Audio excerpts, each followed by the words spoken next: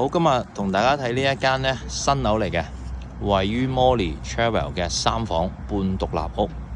咁業主呢就喺發展商嗰度收翻嚟呢，大約係6個月，所以發展商仲有9年幾嘅保用金嘅，係啦。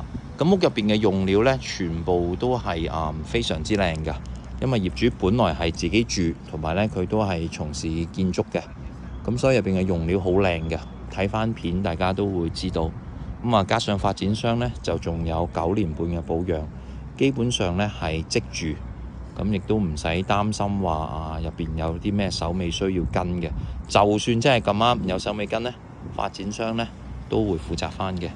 咁前面嗰個前花園啦，個草地啦，大家睇完啦，係啦。咁側邊有個 driveway， 呢度大約可以泊到2部車嘅，係啦。咁一陣我哋再入去個花園睇。咁呢度附近呢係一個新樓盤啦。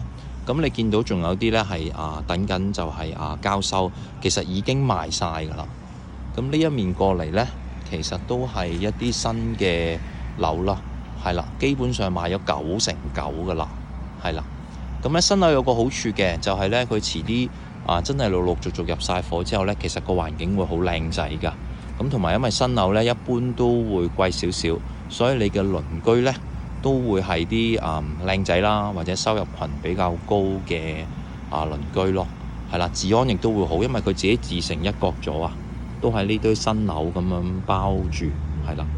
咁喺 Morley 呢係一個好方便嘅地方嚟㗎，佢大約呢一個位去0.2個 mile 先有一間小學，0.8個 miles 呢就有一間中學。咁附近行600至800米呢，行路已經有 Tesco Express 啦，同埋 Iceland。咁好啱嚟到英國就可能未咁快有車嘅朋友仔呢，咁呢度都好啱。Morley 本身呢個社區呢，其實都已經係好多香港人選擇落戶㗎，因為佢附近呢，除咗有學校之外呢，其實佢有一間 outstanding 嘅中學。咁係上年呢係俾 Leeds 有一啲評級機構評咗全 Leeds 第一嘅中學嘅，係啦。咁另外小學都有2間 outstanding 㗎，係啦。咁呢個位呢就好多香港人選擇住響附近，係一個配套好成熟嘅社區。咁響正呢個樓盤範圍呢，附近大約係0.2個 miles 呢，又會有一個火車站咯。咁都係非常方便嘅一個社區。咁要可能俾少少時間，半年陸陸續續佢哋啲樓就有人住翻入去嘅話呢，咁呢度就會好靚仔噶啦，係啦。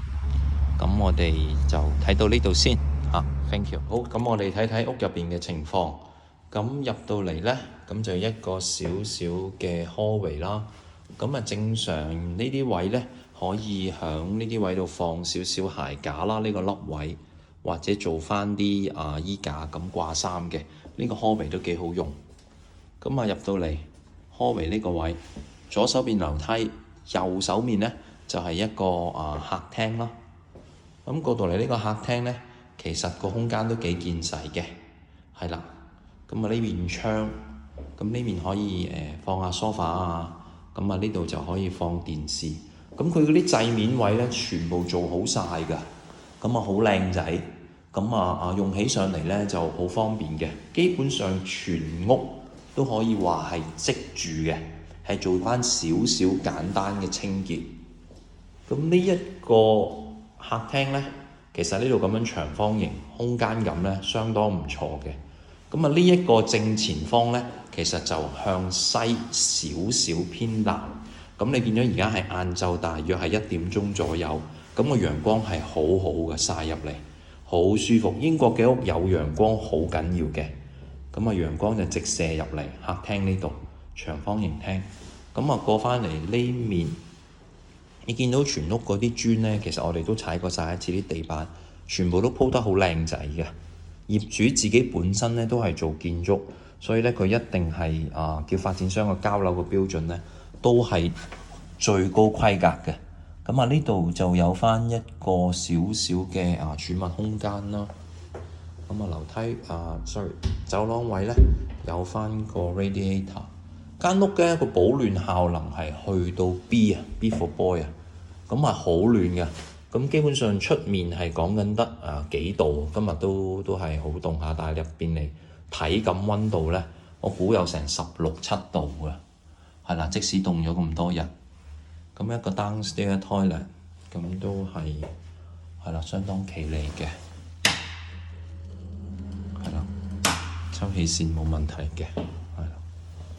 咁過到嚟就係廚房連飯廳。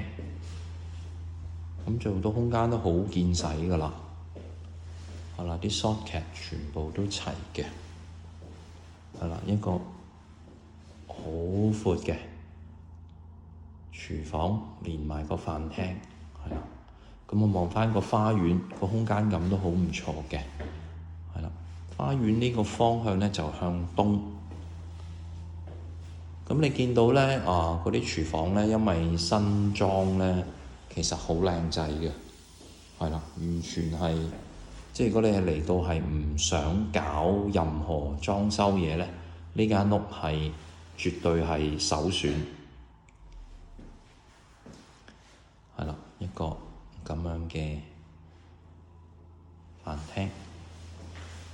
咁花園我哋轉頭再出去，係啦，再睇睇。咁個私隱度都唔錯㗎，佢圍返呢一個欄位，遲啲咧發展商仲會幫佢加高返去到1.8，咁高咗之後，其實個私隱度會再好啲嘅，係啦。花園就一陣再出去睇啦。咁嚟緊我哋睇睇樓上嘅情況。好，我哋去樓上，咁地氈都係相當之舒服㗎，厚實嘅，係啦。咁全屋嗰啲地板咧，嗰啲質素係相當唔錯嘅。咁嚟到呢度一個比較大嘅樓梯位，咁你見到呢度個空間感咧就幾好㗎，係啦，佢唔會話一上到嚟得1-2個人企到喺度，咁呢度其實個位相當闊嘅，係啦。咁最近我哋呢面啦，個 boiler 房啦，咁可以做返啲儲物啦。咁你聽到 boiler 都係行緊嘅，係啦。咁提一提啦，全屋嘅發展商係包10年嘅保用嘅，即係有啲咩跟手咧，你揾翻發展商10年內都包嘅，係啦。咁間屋暫時只係 hand over 咗半年左右，即係你仲有9年嘅保用。咁呢一間就係其中一間房啦。咁呢度就勉勉強強可以放到雙人床，係啦。但係其實如果做單人房咧，就好夠㗎啦，空間。咁呢度望返花園啦，係啦。咁啲窗咧，其實都仔細睇過，冇任何滲水嘅跡象嘅，係啦，都係嗰句，如果有咧，發展商都會同你跟返嘅，係啦。個地氈好舒服，踩落去好實淨㗎。好，第二間房，呢間房就肯定就雙人床衣櫃、書櫃都冇問題㗎啦。係啦，呢間房就再大啲。佢呢啲新屋咧，個保暖效能好啊。嚟到呢度咧，因為我着咗厚衫咧，其實感覺有少少熱。我體感又都最少係16、17度，但係冇開 radiator 㗎。係啦，如果有行埋嘅話咧，就間屋就暖好多。咁凍嘅天氣，我覺得都可以唔使點開咯。呢間屋好，呢面主人房一早入場嘅衣櫃，係啦，咁都見到係係咯，好深嘅，好夠用嘅3格 ，OK， 喺呢度咁都係啦，雙人床少少家私，書櫃都冇問題㗎啦。咁就個套廁啦，咁你見到瓦仔咧就都砌好晒㗎啦。本身發展商唔包㗎，業主係自己加咗錢咁去做，咁個地方都見使嘅，基本上係真係即住，唔使搞任何嘢，係啦。咁點解要咁強調即住咧？因為嚟到英國咧，人生路不熟啊。香港人好多都鍾意買新樓，就係唔想 deal with 啲 builder， 係啦，因為呢度都幾多 cowboy 嘅，咁唔使同出面啲唔熟嘅人去交涉啦，一嚟到就即住。咁呢面咧嚟緊都仲有幾間新嘅屋係落成嘅，咁基本上成個屋苑咧都已經係賣晒㗎啦，係啦，你見到陽光好好嘅，而家晏晝1點鐘，係啦，咁我哋就預備落樓下睇埋個花園。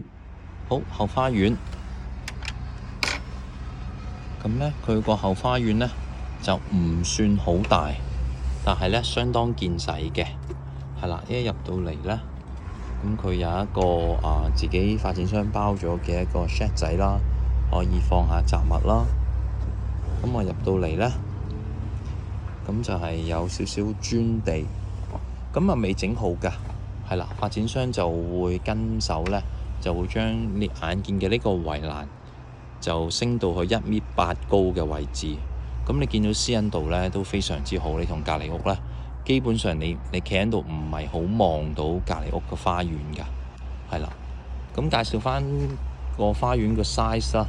咁呢度咧，其實由呢條木方計起，向呢間屋嘅範圍咧，其實呢個位好平㗎。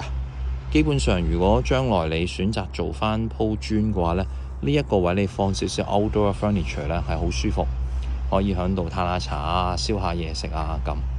咁由木方嘅呢個位置後邊呢，咁其實可以揀翻種草咯。你而家見到咁樣呢，但係其實種翻草呢，好快就好靚仔㗎，係因為而家冬天啊，係啦。咁同埋頭先解釋過啦，業主就唔諗住自己住嘅，咁所以就冇去搞咯。咁好見使啦。呢度呢，其實少少向呢面斜上嚟，但係唔犀利嘅，係啦。咁呢度如果鋪咗草啦，可以做啲園藝嘢啦，或者小朋友喺度拋下波仔咧，咁都幾舒服㗎，係啦。咁花園就大約係咁咯。OK， 好 ，thank you。咁加多一條補充資料啦。頭先我哋睇樓嘅位置咧，就係呢度轉過去1個街口左右入返去嘅位嘅，係啦。咁點解要拍呢條片咧？就係俾大家睇下。其實周邊環境呢係好靚仔㗎，你其實係俾一堆新屋新樓呢嚟到去圍住嘅。頭先嗰個位呢，因為佢仲有少少未入晒火啊，咁我感覺少少沙塵滾滾，但係俾少少時間佢呢，佢落成咗之後就會好似周邊咁靚仔㗎啦。咁呢個發展商呢，英國嚟講呢都係出名嘅，係啦，咁大家都可以放心啦。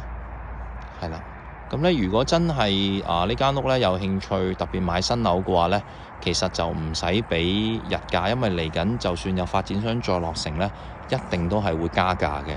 咁可以唔使俾日價就買到一個新樓咯，亦都唔使再等或者 deal with 本地嘅 builder， 一間即住嘅3房半獨立屋，靚仔嘅，係啦。